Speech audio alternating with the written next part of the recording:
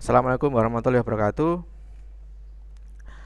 Kali ini kita akan menyampaikan materi lanjutan produk kreatif dan kewirausahaan kelas 11 TKJ. Setelah pada materi sebelumnya di bab 2 itu kita telah pelajari tentang beberapa peluang usaha ya di bidang teknologi informatika. Oke, untuk kali ini kita akan coba bahas tentang analisis SWOT. Ini masih materi bab 2 ya, lanjutan dari pertemuan sebelumnya. Setelah pertemuan sebelumnya kalian melihat materi di Google Classroom. Nah, kali ini kita berkesempatan untuk Vicon. Ya, mudah-mudahan di minggu depan kita bisa tatap muka secara langsung. Karena memang kondisi masih pandemi, masih ada virus COVID-19, kita akan coba berusaha menyampaikan materi walaupun secara daring atau online. Baik, langsung aja kita bahas materi kali ini, yaitu tentang analisis SWOT. Oke, apa sih analisis SWOT itu? Sebentar, ini kurang ya. Analisis.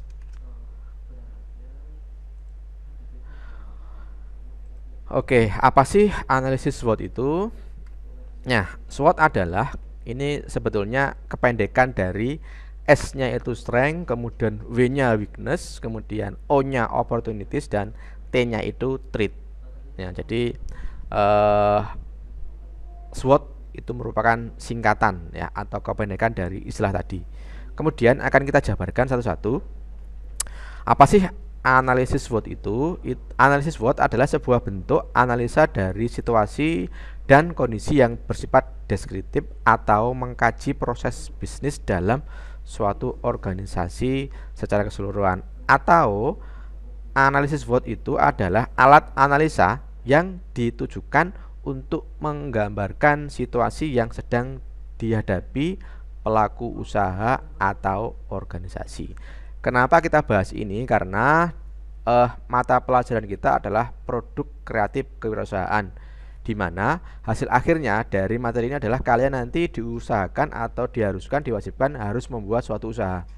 Jadi walaupun masih kelas 11, paling tidak kalian punya usaha walaupun kecil-kecilan. Siapa tahu nanti kalian lulus atau kalian nanti beberapa tahun kemudian bisa menjadi usaha yang besar. Kemudian kita mulai dari S-nya. S-nya itu strength. Strength itu apa? Kalau dalam bahasa Indonesia, strength itu kekuatan ya. Anda harus mengenali, memahami kekuatan terbesar dalam bisnis yang sedang dijalankan. Nah, proses pengenalan dan pemahaman ini akan menghasilkan sejumlah bahan temuan yang diharapkan berpengaruh positif bagi kesuksesan usaha Anda nanti. Nah, bagaimana cara mengenali dan memahami kekuatan tersebut? Itu kita bisa mendaftar atau mendata beberapa pertanyaan untuk mengidentifikasi strength atau kekuatan tersebut. Nah, yang pertama, tentang usaha yang akan kita jalankan, kira-kira apa sih kelebihan dan apa kekuatan usaha kita? Itu yang pertama. Kemudian, apa yang membuat bisnis atau perusahaan kita atau usaha kita nanti lebih baik dari orang lain? Nah, jangan membuat usaha yang kira-kira sama atau di bawahnya orang lain.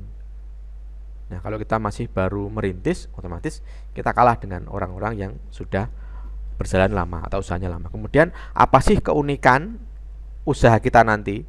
Nah, diupayakan unik. Unik itu apa? Unik berbeda dari usaha orang lain. Nah, kemudian faktor apa yang telah berhasil meningkatkan angka penjualan selama ini? Ini kalau sudah usahanya sudah berjalan. Tapi kalau kita baru mau merintis, yang poin ke-4, 5 ini kita belum. Ya.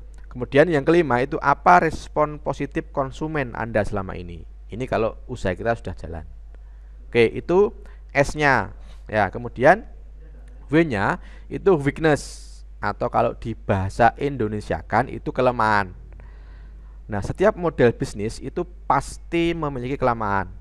Ya, meski nampak sempurna, celah-celah yang berpotensi menimbulkan kesalahan atau kerugian itu akan selalu ada.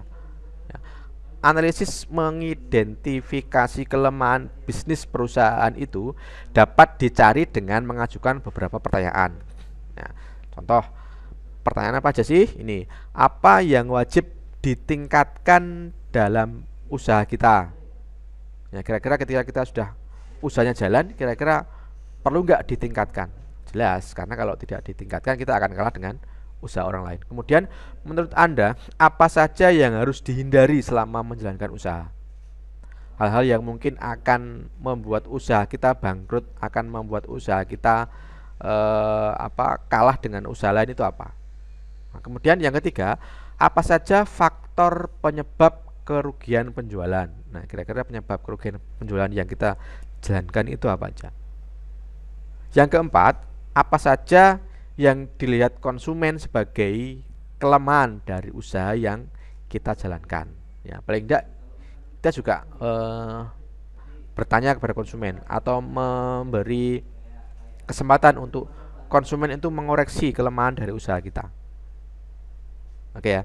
Kemudian yang kelima itu tindakan atau pencapaian apa saja yang telah dilakukan kompetitor sehingga nampak lebih baik dari bisnis atau usaha kita.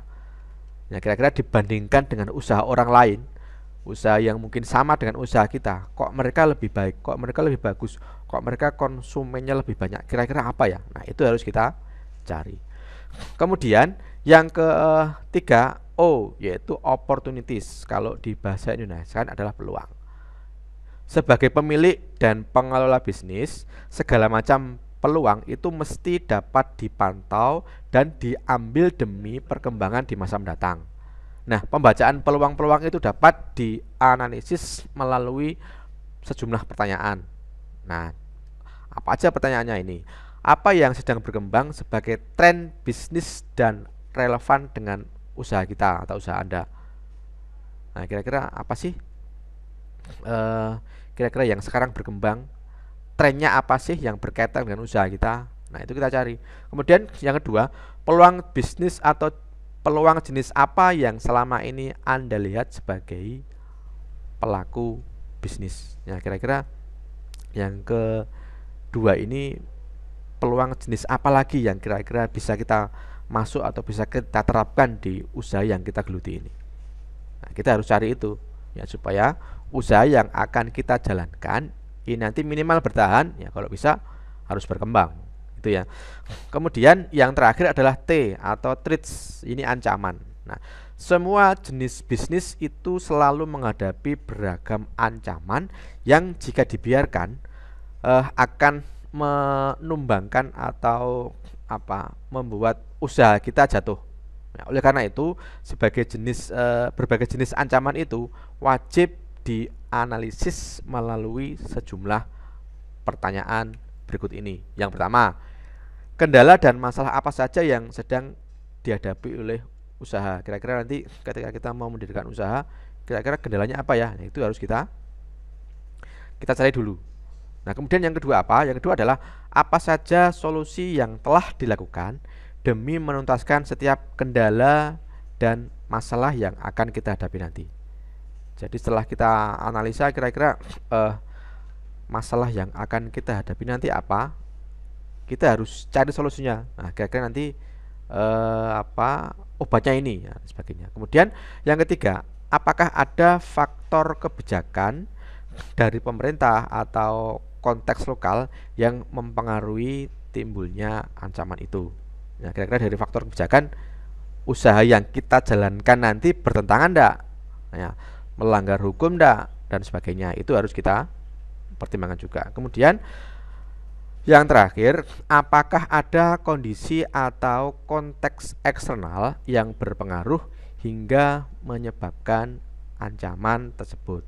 Nah, jadi kira-kira ada 4 pertanyaan tersebut itu harus kita jawab. Ya, kita ajukan pertanyaan sendiri, kemudian kita cari jawabannya sendiri supaya usaha yang akan kita jalankan nanti paling tidak bisa bertahan, kalau bisa dan itu harus berkembang. Oke, kemudian dari 4 elemen di atas SWOT tadi ya, itu sebetulnya secara garis besar itu dikategorikan menjadi 2, yaitu faktor internal dan faktor eksternal. Faktor internalnya itu adalah strength dan weakness. Kemudian faktor eksternalnya itu adalah yang O dan T, yaitu opportunities dan threat. Oke, sebentar, masih ada yang bergabung. Saya cek dulu.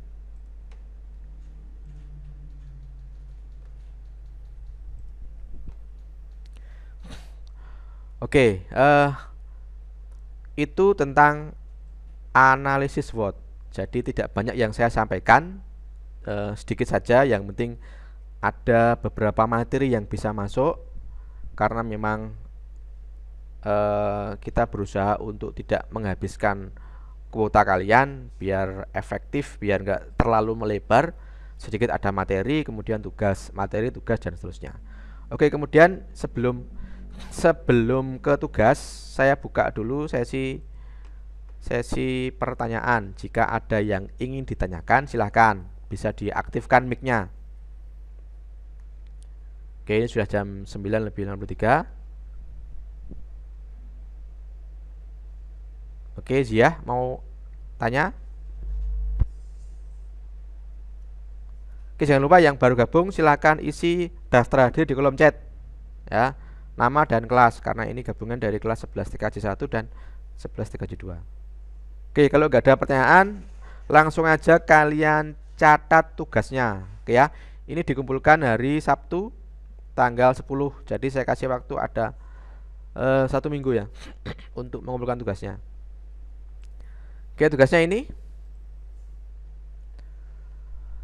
karena materi yang kita bahas adalah produk kreatif dan kewirausahaan, jadi mulai dari sekarang kalian sudah harus merencanakan sesuatu usaha atau merencanakan untuk buka usaha. Nah, kira-kira usaha apa yang paling tepat di daerah saya, atau kalau kalian pengen melirik daerah lain silahkan.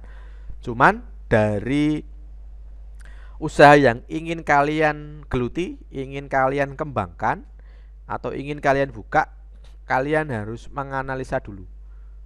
Ya, tugasnya adalah berkaitan dengan analisis SWOT tadi. Oke ya. Buat sebuah rencana usaha untuk masing-masing siswa. Jadi setiap siswa harus beda. Oke ya. Usahanya apa aja boleh. Bisa makanan, pakaian, hiasan, jasa servis, jasa desain, online, offline, atau yang lainnya, terserah. Kamu cari sendiri ya. Kamu cari sendiri usaha yang kira-kira ingin kalian kembangkan atau ingin kalian buka. Ya, dimulai dari sekarang. Jadi ya, kalian sudah harus punya angan-angan. Walaupun kira-kira kecil, nggak apa, semua diawali dari nol. Ya, dirintis dari nol, dari kecil dulu. Nanti lama-kelamaan kalau kita manajemennya bagus, usahanya bagus, akan berkembang. Oke ya, kemudian gunakan atau tulis analisis SWOT berkaitan dengan usaha yang akan kalian buat. Oke, kemudian tulis di buku catatan, lalu di pojok kanan atas diberi nama dan kelas, lalu foto dan kirim melalui Google Classroom. Nanti akan saya buatkan untuk form pengiriman tugasnya. Oke ya, jadi tugasnya itu nanti paling akhir tanggal 10 hari Sabtu jam 12 malam bisa dikirim melalui Google Classroom. Oke, itu tugasnya. Kira-kira ada pertanyaan?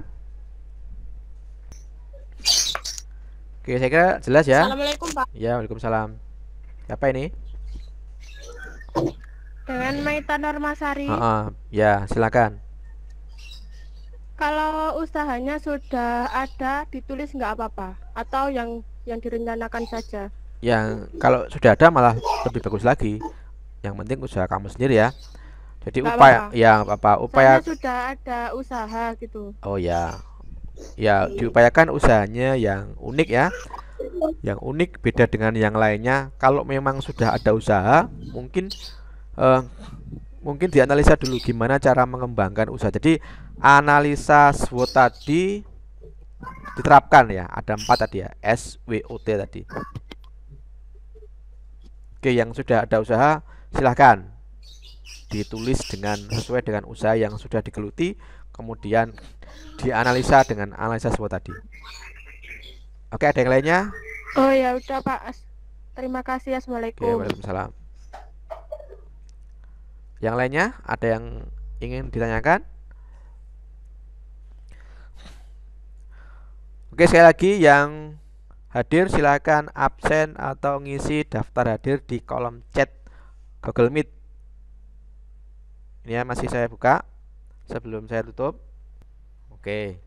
Kalau memang sudah, ini sudah jam 9:59 jadi sudah pas setengah jam. Memang diupayakan kita tidak terlalu lama untuk video conference-nya, jadi tidak terlalu banyak memakan kuota kalian. Saya kira mungkin cukup sekian dulu. Nanti tugasnya tolong dikerjakan, minggu depan dikumpulkan. Kemudian jaga kesehatan.